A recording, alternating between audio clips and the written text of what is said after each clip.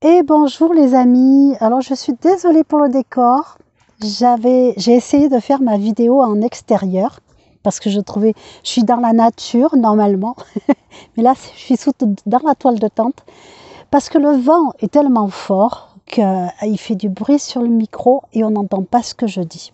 Donc je suis obligée de recommencer. Voilà. Je fais cette vidéo pour vous souhaiter un excellent Lunese. Lunese, c'est la fête qu'on appelle Lugnasat. Vous savez, avec une orthographe à coucher dehors avec un billet de logement. Et j'ai trouvé sur l'une de mes sources que la prononciation était Lunese, ce qui me convient beaucoup mieux, c'est plus facile à prononcer. Donc Lunese, c'est la fête du début de la moisson. Dans toutes les cultures, on le retrouve ça. Finalement, la fête des moissons, elle est présente partout, autant en Égypte qu'ailleurs. La lumière, on la retrouve aussi dans l'ensemble des cultures. Et là, aujourd'hui, on va parler de qu'est-ce que représente cette cérémonie, que représente cette fête, parce que ça va au-delà de la demande aux esprits d'avoir une bonne récolte. Ça va bien au-delà de ça. La moisson, c'est quoi? La moisson, c'est on va couper le brin de blé pour en tirer l'épi. De l'épi, on va en tirer le grain. Ce grain-là, il peut être soit replanté, soit moulu en farine et transformé en pain. Donc, si on regarde un petit peu tout ce processus, eh bien la fête Lunese, c'est la fête de la vie sous toutes ses formes. C'est la fête de la transformation, décidément. C'est la fête de la transformation. C'est la fête de la mort et du renouveau. Et oui, parce que pour récupérer le grain, on tue la plante de blé. Mais le grain, ça va être un renouveau. C'est la fertilité. Donc, dans cette cérémonie, on va honorer la mort en reproduisant des sacrifices qui ont été... alors, quand je parle de sacrifice, on ne parle pas de sacrifice humain. On parle de sacrifice personnel. Par exemple, il y a une déesse en Irlande. Cette déesse s'est tellement employée à défricher l'Irlande pour le rendre cultivable qu'elle en est morte. Et donc on honore le décès de cette déesse. Et en même temps, elle est morte, pourquoi? Pour la fertilité. Elle est morte parce qu'elle a transformé l'Irlande. Je ne sais pas si vous voyez, à chaque fois qu'on voit un point un point abordé par cette fête, par cette manifestation, on retrouve la mort, la transformation, la fertilité. Donc, chez les Celtes, dans certains peuples celtes, pas tous, ça dépend où est-ce qu'on se trouve, parce que les Celtes, c'est vaste, hein, c'est un vocabulaire qui est assez générique. Donc, on a plusieurs cultures au sein du monde celtique. Donc, dans beaucoup de clans celtes, au moment de Lunese, il y avait des accouplements hors mariage. Alors, les textes dans lesquels je les ai trouvés, on parle de mariage sans contrat.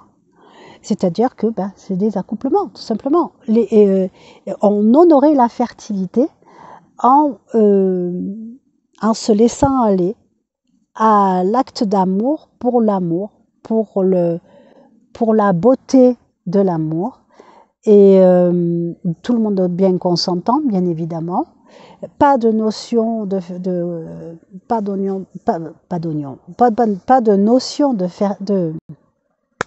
fidélité. Hein. Je rappelle que chez les Celtes, le mariage n'était pas un mariage contractuel comme il l'est chez nous maintenant. Le mariage, c'était on s'unissait, donc on tissait des liens, c'était le handfast, ce qu'on appelle maintenant le handfastening, où on se lie, on s'attache les mains, hein, voilà. Et bien là, il y avait une cérémonie, quand les couples le souhaitaient, il y avait une cérémonie où ils s'engageaient à être fidèles l'un à l'autre et à être ensemble pendant 1 an et 1 jour. Si ça ne marchait pas, ils pouvaient se séparer. C'était simplement, ils annonçaient à tout le monde qu'ils se séparaient. Si ça allait, ils pouvaient très bien choisir de rester ensemble. C'était par tacite reconduction. Alors vous allez pouvoir trouver plusieurs versions de cette explication-là, parce que bien évidemment, ça va dépendre du clan dont il est question. Comme je disais, les Celtes, c'est vaste. Ça va dépendre de l'historien qui a fait l'étude des éléments probants. Ça va dépendre des éléments probants qu'il aura eu en main. Mais c'est surtout le filtre de l'historien par rapport à sa propre culture, de sa manière d'envisager les choses et quelque part de l'a priori qu'il peut avoir là-dessus. Je ne sais pas si vous me suivez sur l'histoire. Donc c'était une cérémonie estivale où on avait des affrontements sportifs. Ça, c'était c'est pour commémorer des guerres et des batailles du dieu loup, dont c'est la fête. Donc, comme c'était un guerrier connu, reconnu, on fait quelque part comme des olympiades sportives, mais aussi on a c'est la fête du feu, donc c'est un moment où en Irlande, sur l'île de Man et en Écosse, il n'y a pas si longtemps que ça, on voyait des grands feux qui étaient allumés sur les sommets des collines, qui étaient visibles de loin de la mer. Donc c'était les feux les feux de la lumière, la lumière, le feu, le soleil, voilà, la chaleur de l'été. Donc ça, c'est pour que vous ayez un petit peu l'ambiance de cette fête-là. Maintenant, pourquoi est-ce que je vous fais cette vidéo? C'est pas seulement pour vous parler de Lunésé, c'est aussi pour vous parler de vous. Qu'est-ce que Lunésé va vous apporter? Qu'est-ce que cette période représente dans votre vie? Si vous voyez cette vidéo, ce qu'elle vous est destinée, que ce soit maintenant ou que ce soit dans quelques années, ou dans quelques mois, ou dans quelques semaines. Donc vous allez regarder Lunésé, c'est quand? Ah oui, c'est au mois d'août, bon, voilà.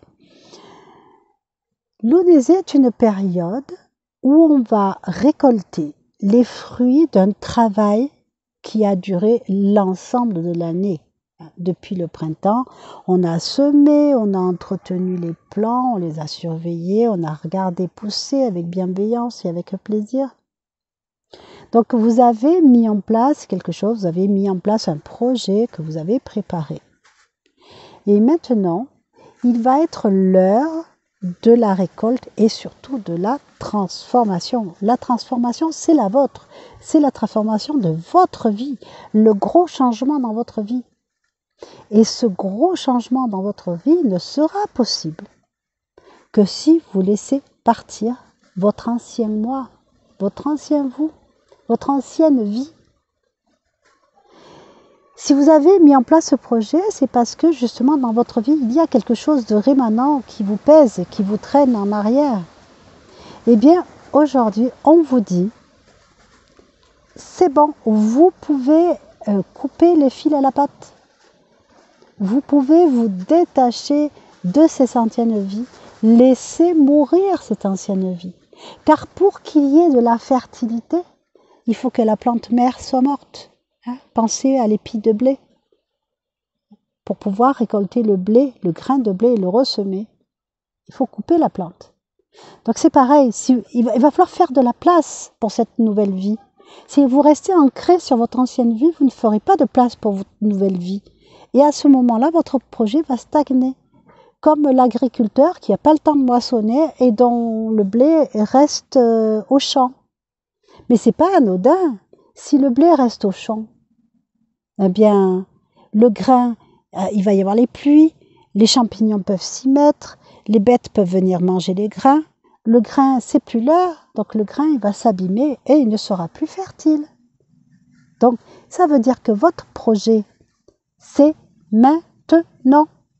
C'est maintenant que vous sautez le pas et que vous acceptez de laisser derrière vous votre ancienne vie. Vraiment, vous devez couper court avec cette ancienne vie qui vous pèse et qui vous ralentit.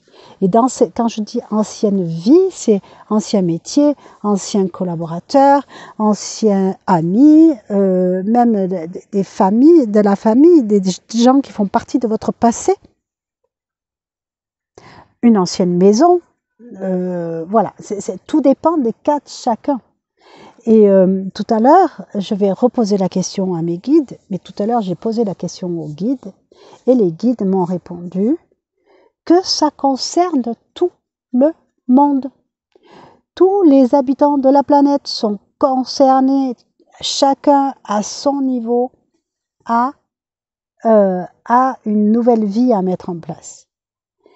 Et on me le redit, on encourage l'amour de vacances. C'est pour ça qu'on me dit il faut parler de cette notion, on va le dire, sexuelle, avec les accouplements de Lunese. Ça correspond aux amours de vacances. Et j'aime bien le jeu de mots dans amour de vacances. C'est à la fois c'est les vacances et à la fois ça s'adresse aux personnes qui sont en vacances. C'est que voilà, on ne parle pas d'adultère ni d'extra-conjugal. Si la personne est vacante, elle a la possibilité effectivement d'aller honorer la fertilité. Bon, bien évidemment, protégez-vous. À l'heure actuelle, c'est pas comme avant, où on était plus ou moins dans la même tribu et il y avait pas trop les Celtes étaient en bonne santé et il n'y avait pas trop de choses qui traînaient. Donc là maintenant, protégez-vous. Mais honorez la fertilité quand même. Voilà. Sous toutes ses formes. Que dire de plus? Bon, on me dit que c'est bon. L'essentiel est dit. Il y en a même un peu plus qu'il n'aurait fallu.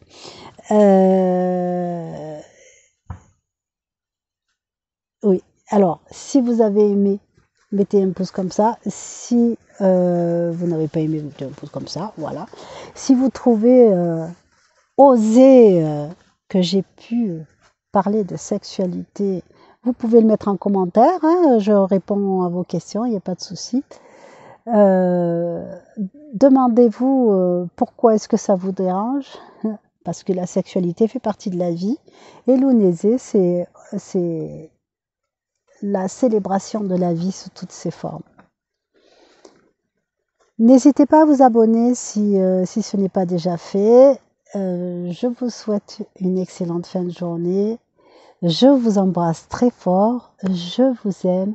Célébrez la vie, c'est le moment. Au revoir.